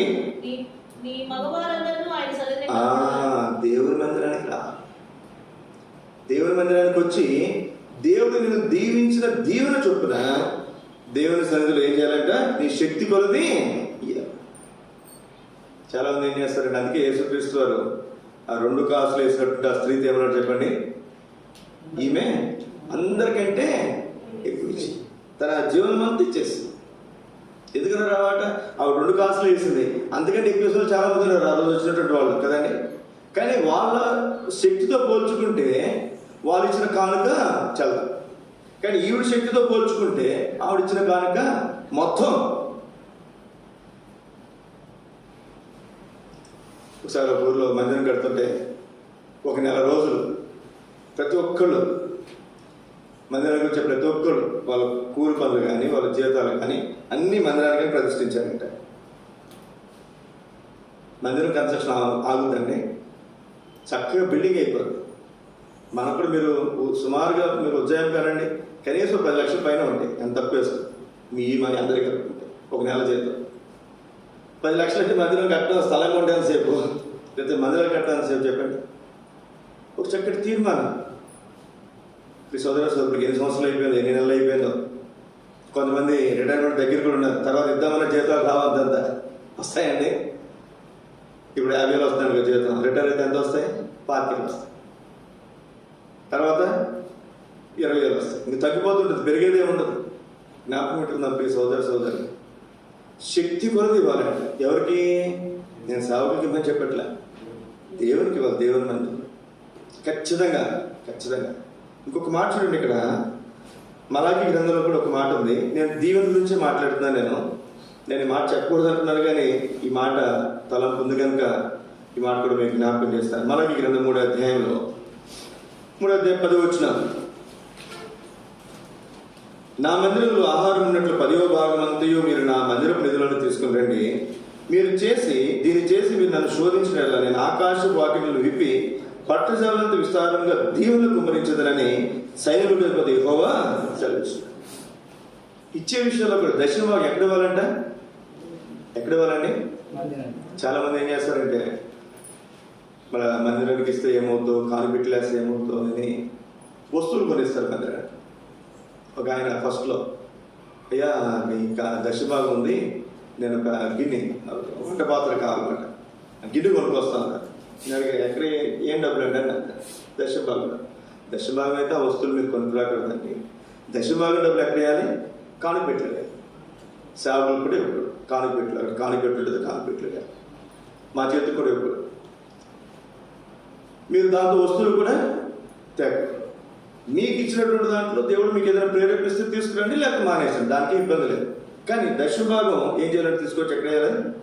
నా మందిరపు నిధిలోనికి తీసుకుని రండి. అప్పుడు ఏం చేస్తారంటే, ఇప్పుడు ఉదాహరణకి నా మీద అభిమానం ఎక్కువ ఉంది. కొంతమంది సేవకులు ఎట్లా ఉంటారు, మేము కానుకలు వచ్చిన నేను కూడా పుస్తకంలో రాస్తాను. కొన్ని సంఘాలు ఎట్లా ఉంటుందంటే, సేవకునికి ఇచ్చే విషయాల్లో కొన్ని వేరు సంగతులు ఉంటాయి, చాలా తక్కువ కానిపిస్తుంటారు. అప్పుడు సేవకులు ఏం చేస్తారు, ఇంటికి పోయి దశభాగం ఇచ్చే వాళ్ళకి తెలుస్తుంది కదా, వాళ్ళ ఇంటికి పోయామమ్మ మాకు ఎన్ని కష్టాలు, మాకు ఇచ్చేది ఇంత అంటే పాపం వాళ్ళు ఏం చేస్తారు, విశ్వాసులు ఫోన్లు అన్నా కానుపెట్లు వేస్తే ఏముంది, మీకు ఇస్తే ఏముంది అని చెప్పి కానుపెట్లు వేయటం మానేసి ఏం చేస్తారు చెప్పండి, సేవకులకి ఇవ్వటం అలవాటు చేస్తారు. ఇప్పుడు నాకు ఇచ్చారు, ఫర్ ఎగ్జాంపుల్ మీకు కష్టం వచ్చింది, మీకు దీవెనలు ఇవ్వాలి, లేకపోతే మీకు ఏదైనా కష్టాలు తీర్చాలి, నేను తీర్చగలనా చెప్పండి? నేనేం చేయలేను. నాకు ఇచ్చిన దానికి లెక్క ఏం లేదు. ఇంకా మీరు నాకు ఇచ్చారు, నేను ప్రార్థన చేసి అయ్యా వీళ్ళని దీవించారు ఒక మాట అంటే అయిపోయిందంతే. మీకు దీవెన రావాలంటే ఎక్కడ వేయాలంటే కానుపెట్లు వేయాలి, ప్రతి నెల వేయాలి. మీకు ఎప్పుడైతే దేవుడు మీకు ఇచ్చినటువంటి స్వసంపాద్యంలో దేవుని భాగం దశమ భాగం ఏం చేయాలి, తీసుకొచ్చి కానుపెట్లు వేయకపోతే పాపమేం కాదు, అదే తప్పేం కాదు. కానీ ఒక మాట ఇక్కడే రాయబడినటువంటి మాట 8వ వచనం, ఒక మాట చదువు. 8వ వచనం, మానవుడు దేవుని యొద్ద దొంగిలినా అయితే మీరు నా యొద్ద దొంగిలితరి. హెబ్రోన్లో శాంసన్ గారు ఉంటారు. ఆయన ఒక రోజున మాట చెప్తూ, మా అబ్బాయి మంచి దొంగ. ఎవరంటే నా కొడుకు మంచి దొంగ. ఏంటి, ఎక్కడ దొంగతనం చేయడంట, ఆయన జేబులో డబ్బులే తెస్తాడంట. ఏం చేస్తారు చెప్పండి, కొడుకు తండ్రి జేబులోంచే డబ్బులు తెస్తాడంట. కాబట్టి దొంగవాడు, కానీ మంచి దొంగ. ఎందుకని ఎవరి దగ్గర ఎక్కడెక్కడ దొంగతనం చేయట్లేదు వాడు. కాబట్టి మనం కూడా ఎవరు చెప్పండి, మంచి దొంగలు మనందరం కూడా. బయట వాళ్ళేమో మరి ఇంకా వేరే దొంగలు, మనందరం మంచి దొంగలు. ఎందుకని మనం కూడా ఎక్కడ దొంగతనం చేస్తాం చెప్పండి, దేవుని దగ్గర దొంగతనం చేస్తాం. అందుకే దేవుడు ఏం చేస్తారు తెలుసా, ఆయనకి మన లెక్క మనకుంటే ఆయన లెక్క ఆయనకు ఉంటుంది. కింద ఏం చేస్తారు చెప్పండి, సంచికి చిన్న సిల్లు పెడతాడు. అది ఏం చేయడు ఆయనే దొంగతనం చేయడు. నీ డబ్బులు ఆయనకి ఎందుకు, ఆయనకి అవసరమా? ఏమవసరం. అందుకే మనం ఎంత సంపాదించినా ఏమైపోతుంది చెప్పండి, చిల్లు సంచులు వేసినట్లు వస్తా ఉంటే వచ్చి కనపడతాయి అంతే, తర్వాత ఏమైపోయినా కనపడదు. జ్ఞాపకం పెడుతున్నప్పుడు సోదరి ఈ లెక్క దేవునిది గుర్తుపెట్టుకోనండి. ఇది ఎవరికి సంబంధం? మీకు దేవునికి సంబంధం. నా లెక్క నాకు దేవునికి సంబంధం. మీ లెక్క మీకు దేవునికి సంబంధం. ఎవరైనా నాతో ఏదైనా చెప్పారనుకోండి, ఎవరైనా ఒకసారి కొంతమంది ఫస్ట్లో ఒకటి రెండు సందర్భాల్లో అన్న మందిరానికి రాలేకపోతున్నావు అంటే సరే నా అకౌంట్లో ఏమో చెప్తాను, దర్శన భాగం వేసి బుక్లో రాసేస్తాను. ఒక నెల 2 నెలలు పంపిస్తాను. తర్వాత పంపించలేదు అనుకో, నేను అడగను వాళ్ళని. ఏంటంటే 3 నెలలు పంపించలేదని నేను అడగను. నేను ఎందుకు అడగాలి? నాకేం అవసరమా? కానీ మీరు ఇస్తే నేను వాడుకుంటా, ఖర్చు పెట్టేది నేనే కానట్లేదు. కానీ ఇచ్చేది ఎవరికి? దేవునికి. నేను చెప్తే మీరు ఇస్తే వాక్యం చెప్పేటప్పుడు వాక్య సందర్భంగా చెప్పాలి. అంతే ఇంటికి వచ్చి పదబద్దాగా చెప్పి ఇదే పనిగా పాడిందే పాట అన్నట్టుగా పాడకుండా ఒక్క మాట మనం చెప్తూ వదిలేయటం దాని వరకు అంతే. జ్ఞాపకం పెట్టుకున్న ప్రియ సోదర సోదరి, దశమ భాగము ఎవరికి తీసుకోవాలంటే దేవుని మందిరంలో తీసుకున్నారు. దేవుని మందిరం తీసుకున్నారు. ఎందుకని? నా మందిరంలో ఏముండాలి? ఆహారము ఉండునట్లు. నా మందిరంలో ఆహారం సమృద్ధిగా ఉన్నట్లు. ఆహారం సమృద్ధిగా ఉన్నట్టు ఏంటి? ఇప్పుడు వచ్చి రాదు అయిపోయింది, అందరూ బోధనలు పెడుతుంది. ఇదే బోధన ఆహారం అంటే. ఇక్కడ మీకు వాక్యం చెప్పడానికి సేవకుడు కుటుంబం పోషించబడాలి. ఏదైనా మీటింగ్స్, మనం ఒక సేవకుడు వచ్చాడు, ఒక వర్తమానికి వచ్చాడు, ఆయన పరిచయం చేయాలి. ఆయనకు వచ్చడానికి వెళ్ళడానికి ఏదైనా ఆయనకి మనం తగినట్టు ఏర్పాట్లు చేయాలి. ఏదైనా వీడియోస్ పెట్టాం, లేదా సువార్త పెట్టాం, దానికి ఏం కావాలి? కొంత ఖర్చు అవసరం. మీరేమని అనుకోండి, మాట నేను చెప్తాను. ఆయన ఏదైనా పరిచయం పెట్టాలంటే ఓ 30-40 వేలు జేబులో పెట్టుకుని అప్పుడు మొదలు పెడతాను నేను, నా సొంత డబ్బులు. ఎందుకని? ఒకవేళ తక్కువ వచ్చింది అనుకోనండి, ఈ డబ్బులు ఖర్చు పెడతాను. ఒకవేళ సమృద్ధి వచ్చింది అనుకోనండి, నా డబ్బులు నా కోసం, నా కుటుంబం కోసం నేను ఖర్చు పెడతాను. అట్లా కాకుండా దశమ భాగాలు కరెక్ట్గా అందరూ ఇస్తే నిండి మా సమృద్ధి ఉంటుంది. పరిచర్యకి మేమేమి ఎక్కడ ఎదగాల్సిన అవసరం లేదు. ఎదగాల్సిన అవసరం ఉంటుందా? ఏం అవసరం ఉండదు. మనం ప్రార్థన చేస్తున్న వస్తువుల గురించి, వాటి గురించి, దేని గురించి వెతకాల్సిన అవసరం, ప్రకటన చేయాల్సిన అవసరమే. అది నా మందిరములో ఆహారము సమృద్ధిగా ఉన్నట్లయితే ఆ టైంలో జరగాల్సిన పరిచయం జరుగుతూ వెళ్ళిపోవాలి. ఆ టైంలో జరగాల్సిన పనులు జరుగుతూ వెళ్ళిపోవాలి. జిల్లా హెడ్ క్వార్టర్ అనుకున్నాంటే అక్కడ జరగాల్సిన పరిచయాలు ఉంటాయి. వీవేస్, కాన్కేషన్, యూత్ క్యాంప్ అట్లా. మన మండలంలో ఉన్నా, లేకపోతే మన చిన్న మందిరంగా ఉన్నా, మన మందిరంలో కూడా జరగాల్సిన పరిచయాలు ఉంటాయి. సంవత్సరం అంటే ఖచ్చితంగా వీవేస్ ఉండాలి, ఖచ్చితంగా ఉండాలి. తర్వాత కనీసం సంవత్సరం ఒకసారైనా, కనీసం ఒకసారైనా సువార్త ఉండాలి. తక్కువ వేసుకుంటే ఇంకా అవి కాకుండా గుడ్ ఫ్రైడే ఈస్టర్ పరిచయం ఉంటుంది, క్రిస్మస్ న్యూ ఇయర్ పరిచయం ఉంటుంది, ఇంకేదైనా స్పెషల్ మీటింగ్స్ ఉంటాయి. 2-3 సంవత్సరాలకు ఒకసారి ఖచ్చితంగా బాప్తిసాలు ఏర్పాటు చేసుకోవాలి. ఇంకేదైనా ప్రత్యేకమైన కూడికలు ఏర్పాటు చేసుకోవాలి. ఇవన్నీ కూడా మందిలో జరగాల్సినటువంటి పరిచయం. దీనికి తోడు పనులు. ఇప్పుడు దానికి మందిరం మొత్తం అంతా పెయింట్ వేయించాలంటే సుమారుగా 1,00,000-1,50,000 అవుతుంది. ఇవన్నీ కూడా 2-3 సంవత్సరాలకు ఒకసారి, 4 సంవత్సరాలకు ఒకసారి చేయాల్సిన పనులు కదా. ఇవన్నీ జరిగిపోవాలంటే మనం చేయాల్సి మనం చేస్తే ఏం చేస్తాడంటే దేవుడు దీన్ని చేసి మీరు నన్ను శోధించినట్లా నేను ఆకాశపు వాక్యలు పెట్టి ఏం చెప్తారంట? ఆకాశపు వాక్యలు. అసలు ఆయన చేతితో ఇస్తేనే మనం పట్టుకోలేదు కదండి. ఆయన చేతితో గుప్పుడితో మన ఒళ్ళో పొడిస్తే అయ్యే మనకి ఎక్కువైపోతాయి. ఆకాశపు వాక్యలు విప్పాడు అనుకోనండి, అసలు కొన్ని తరాలు గుర్తుపెట్టుకోండి మాట, కొన్ని తరాలు కూర్చుని తిన్నా తరగనిపిస్తారు దేవుడు. ఒకటి న్యాయపత్రుల గ్రంథం 5వ అధ్యాయం, న్యాయపత్రుల గ్రంథం 5వ అధ్యాయం 24 వచనం.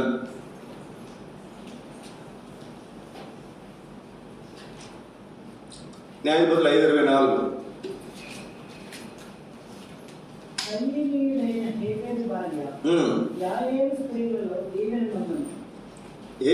హేబేరు భార్య ఎవరంట? ఆవిడెవరు? యాయేలు. ఆమె స్త్రీలలో దీవెన పొందినటువంటి స్త్రీ అంట. ఇదేంటది? ఆవిడ ఒక్క ఆవిడ స్త్రీలలో దీవెన ఎందుకు పొందింది అంటే చదవండి. ఎందుకు ఆమె అంటే 26, 25 సిసరా దాహం అడిగాడు. నీళ్ళు అడిగితే ఏమిచ్చిందంట? పాలు చక్కగా. ఇంకేమిచ్చిందంట? మేగడుతో ఉన్న పాలు ఇచ్చిందంట. మనం ఎవరైనా అడిగితే మంచిలు కూడా ఇవ్వమను కదండి. మంచిలు అడిగితే పాలు మంచి శ్రేష్టమైన పాత్రలో పాలు తీసుకుని వచ్చి అంత మాత్రమే కాకుండా మరి మేగడుతున్న పాలు తీసుకొచ్చి ఇచ్చిందంట. అతను అనుకున్న నిజంగా అబ్బాయి అంత మహాదల్లో అని చెప్పి అమ్మ అతను చంపడానికి వస్తున్నాడు. ఎవరు? ఇక్కడ ఎవరంటే వచ్చేది? సిసరా కాదు, సిసరాని చంపడానికి వస్తున్నారు. యూదు అక్కడ ఏ అధ్యాయం ఇది 5వ అధ్యాయం. గిద్యోనా అంటే ఎవరు వస్తారు అక్కడ. సరే వస్తుంటే దెబోరాతో పాటు ఎవరు? దెబోరా యుద్ధానికి వెళ్ళమంటే నేను వెళ్ళను, నాకు భయం అంటాడు. ఎవరతను?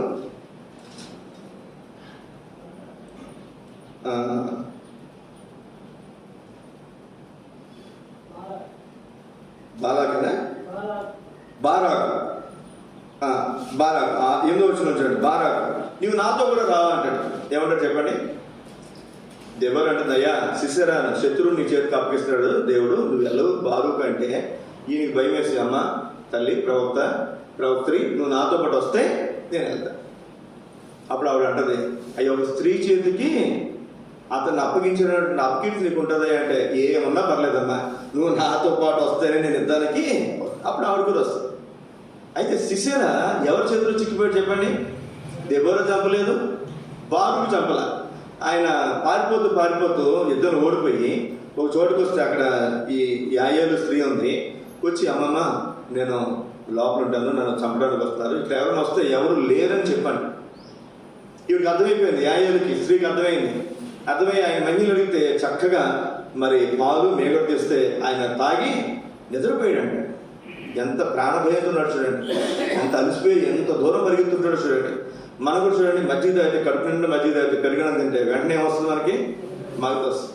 మంచిగా నిద్రపోయాడు. ఏం చేసిందంటే ఒక పెద్ద మేఘ తీసుకొచ్చిందంట, శుద్ధితో ఒక్కటే ఏం చేసిందంట కథలో. శత్రువుని ఏం చేసింది చెప్పండి? చంపేసింది. ఇంట్లో బొద్దింకని చంపాలంటే అక్కలు ఏం చేస్తారమ్మా? చెయ్యని రాద్ధాంతం ఉండదు బొద్దింకని చంపడానికి కదా. చెర్రో లేదా ఇంకేదైనా చిన్నది బల్లో ఇంకేదైనా అక్కడ వచ్చింది అనుకోరండి, ఇంక అంతే సార్ దగ్గరికి అంతేసి అంత దూరం చదువుతున్నారు. ఈ స్త్రీ ఎవరిని చంపిందట? ఒక రాజుని, శత్రు రాజుని. ఎంత ధైర్యం అండి, ఎంత ధైర్యం ఉండాలి. అతను లేస్తే శుద్ధి తీసుకొచ్చాడు. మీరు చూడండి, మేకతో కూర్చోడం కాదు, శుద్ధి తీసుకొచ్చి ఇక్కడ పెట్టినప్పుడు ఒక దెబ్బేసినాడు, సరే తగలేదు అనుకున్నాండి, అతను మెరుగు వస్తుందిగా. ఏం చేస్తాడు అతను? ఈవెన్ చంపేస్తాడు కదా. తెగించింది. ఎంత ధైర్యం ఉండాలండి, ఎంత ధైర్యం ఉండాలి. అందుకే సామెతలలో ఒక అద్భుతమైనటువంటి మాట ఉంటుంది, ఒక అద్భుతమైనటువంటి మాట. 31వ అధ్యాయం సామెతల గ్రంథం 31వ అధ్యాయం చదవండి. 29-30 వచనాలు. సామెతల గ్రంథం 31వ అధ్యాయము 29-30 వచనాలు. మీ బైబిల్ లేవండి?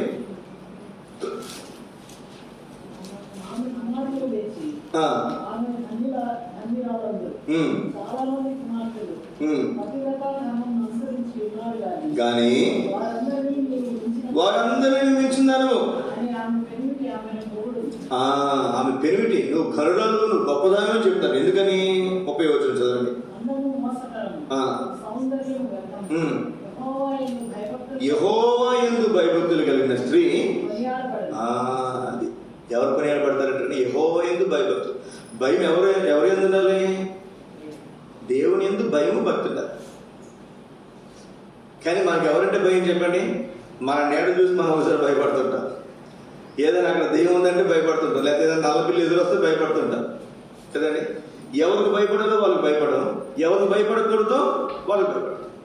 యెహోవా యందు భయభక్తులు కలిగినటువంటి స్త్రీ. ఈ స్త్రీ ఏం చేయాలి? అసలు శత్రువు రాజు వచ్చినప్పుడు అతనికి భయపడాలి. అసలు భయపడిందా? అతనంటే భయమే లేదు. చక్కగా మంచిగా పాలు ఇచ్చింది, పడుకున్నాడు. ఒక్కటే ఏకు మేకు పెట్టుకుని ఇక్కడ వాసం మేకు శుద్ధితో ఒక కొట్టు కొట్టింది అంతే. ఇక్కడి నుంచి ఇక్కడ వచ్చి చచ్చిపోయాడు. ఒక గొప్ప రాజుని ఎవరు చంపారు చెప్పండి? ఒక సామాన్యమైనటువంటి స్త్రీ. కారణం ఏంటి? అందుకే దావీదు అంటాడు ఇక్కడ మాట ఆ సందర్భంలో, సున్నతి లేని ఈ ఫిలిష్తీయుడు ఎంతటి వాడు, ఎక్కడి చూసిన ధైర్యము పిల్లోడే. దేవుని బట్టి ధైర్యం, దేవుని ఎందుకు భయపడుతుంది. వారిని చూసి భయపడట్లా, అంత ఎత్తరైనటువంటి గొలియాతు చూసి భయపడట్లా. ఈ రోజుల్లో మనం కూడా ఎలా ఉన్నామంటే చిన్న చిన్న విషయాల్లో భయపడుతాం, చిన్న చిన్న అల్లజడికే భయపడిపోతాం. భయపడాల్సింది ఈ వాటికి వీటికి వారికి వీరికి కాదు. ఎవరికి భయపడాలి? దేవుడికి భయపడితే ఏ సంగతికి కూడా మనం ఏం చేయాలి చెప్పండి? భయపడాలి. చివరి ఒక మాట మీకు జ్ఞాపకం చేసి ముగిస్తాను నేను. యోవేలు గ్రంథం 2వ అధ్యాయం 14 వచ్చిన 13-14 నేను చదువుతున్నా.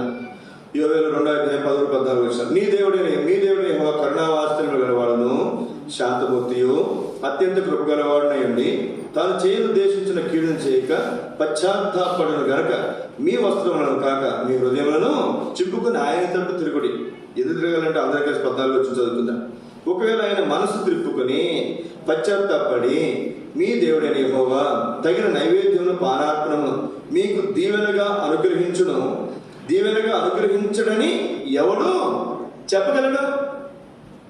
దేవుడు తన మనసును మార్చుకుంటే మనకి ఏదైనా కీడు చేయాలనుకున్నా, మన తప్పిదాలు బట్టి, మన పొరపాట్లను బట్టి మనం విడిచిపెట్టేయాలనుకున్నా, మనకి దీవెన రాకుండా వదిలేయాలనుకున్నా, మనం పశ్చాత్తాపడితే ఆయన తట్టు తిరిగితే దేవుడు ఏం చేస్తాడంటే మనకు దీవెనను అనుగ్రహించును. తల్లిదండ్రులు ఎంత కోపం ఉన్నా పిల్లల మీద మమకారం పోతుందండి. అట్లాంటిది మన దేవునికి మన మీద ఎంత ప్రేమ ఉంటుందో చెప్పండి. మన విషయంలో తప్పైనా ఒక్కసారి ఒక్కడుగా ఆయన తిరిగితే, తప్పినటువంటి కుమారుడు ఎక్కడి నుంచి వచ్చాడు చెప్పండి? పందులతో తిరుగుతున్నాడు. పందులు వాసన, దుర్వాసన, చూడని అసహ్యంగా ఉన్నాడు. అసలు చెమటంతా ఎక్కువ మనకి ఎక్కడ కనపడదు చెప్పండి? ఇక్కడ మెడ మీద కనపడుతుంది. అట్లాంటి మెడ మీద ఏం చేసి చెప్పండి? తండ్రి ముద్దు పెట్టుకుంటాడు. అది తండ్రి ప్రేమ. అయితే కొడుకు ఎక్కడున్నాడో తెలిసిండొచ్చు, బహుశా ఏం చేస్తాడో తెలిసిండొచ్చు. అక్కడికి పోలే తండ్రి, గుర్తుపెట్టుకున్నాడు అన్నమాట. పశ్చాత్తాపడి తన ఇంట్లో ఒక అడుగు వేసిన తర్వాత, ఇంటి బయట ఉన్నప్పుడు కూడా వెళ్ళలేదు, ఇంటి లోపలికి ఒక అడుగు పెట్టిన తర్వాత అప్పుడు ఏం చేస్తాడు చెప్పండి? పరిగెత్తుకుని వెళ్ళాడు తండ్రి, మెడ మీద పడి ముద్దు పెట్టుకున్నాడు. ఏదైతే పోగొట్టుకున్నాడో మంచి వస్త్రాలు ఇచ్చాడు, ముద్ర వంగరం ఇచ్చాడు, చెప్పులు దొరికించాడు, మళ్ళా కుమారత్వం ఇచ్చాడు. ఏదైతే పోగొట్టున్నాడో మొత్తం మళ్ళా తను గుర్తువచ్చు. దీవెన ఎందుకు ఇవ్వడు? 2 కొరింథీయుల పత్రిక 9వ అధ్యాయం. కొరింథీయుల పత్రిక 9వ అధ్యాయము 6వ వచనం. కొంచెము విత్తువాడు కొంచెముగా పంట కోయను, సమృద్ధిగా విత్తువాడు సమృద్ధిగా పంట కోయను. ఇక్కడ రాయబడినటువంటి మాట మధ్యలో 1 కింద రాయబడినటువంటి మాట దీవెనలతో విత్తువాడు కదండి. దీవెనలతో విత్తువాడు దీవెనలతో పంట, సమృద్ధిగా విత్తువాడు సమృద్ధి అయినటువంటి దీవెనలతో విత్తువాడు సమృద్ధి అయినటువంటి దీవెనలతో పంటకు వస్తాడు. ఇంకొక మాట గలతీయులకు రాసిన పత్రిక 6వ అధ్యాయం 9-10 వచనాలు. గలతీయులకు రాసిన పత్రిక 6వ అధ్యాయం 9-10 వచనాలు. మేలు చేయటందు విసుగక యున్నము, మనం అనేక మేలు చేసిమేమి, కాబట్టి సమయం దొరికిన కొలది అందరి ఎడలను విశ్వాస గృహమునకు చేరిన వారి ఎడలను మేలు చేద్దాం. చాలా అందరికీ మేలు చేద్దాం. మొదటికి ఎవరికి చేద్దాం? విశ్వాస గృహమునకు చెందినటువంటి. మీరు ఏదైనా ఎవరికైనా మేలు చేయాలని మీకు అనిపిస్తే చెయ్యండి. అందరికీ మేలు చేయండి. యేసుక్రీస్తు వారు కూడా లేని వాళ్ళకి మరి నాకు ఆకలి ఉంటే, నాకు దప్పిక ఉంటే, నాకు దిగంబరిగా ఉంటే మీరు వస్త్రాలు ఇచ్చారని చెప్పాడు. అందులో ఏమాత్రం అనుమానం. మనం కూడా సాయం చేయాలి. అయితే చేసేటప్పుడు ఒక్కసారి ఆలోచించుకోవాలి. ఎవరికి? దేవుడు పెట్టినటువంటి వారు ఎవరైనా ఇబ్బందులు ఉన్నారా, కష్టాలు ఉన్నారా అని ఒక్కసారి మనం ఆలోచన చేసి మనం వారికి చేయాల్సినటువంటి సంగతుల్లో మనం కూడా ఈ సంవత్సరం నమ్మకంగా యథార్థంగా మనము ఉండదుము కాక. మోకరించండి, ప్రార్థన చేసుకుందాం.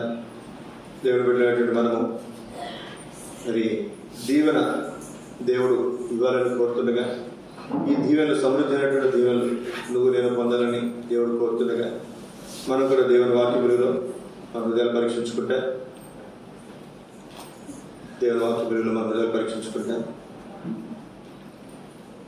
ఇస్సాకు వలె పక్షపాత బుద్ధి ఉందేమో చూసుకుందాం.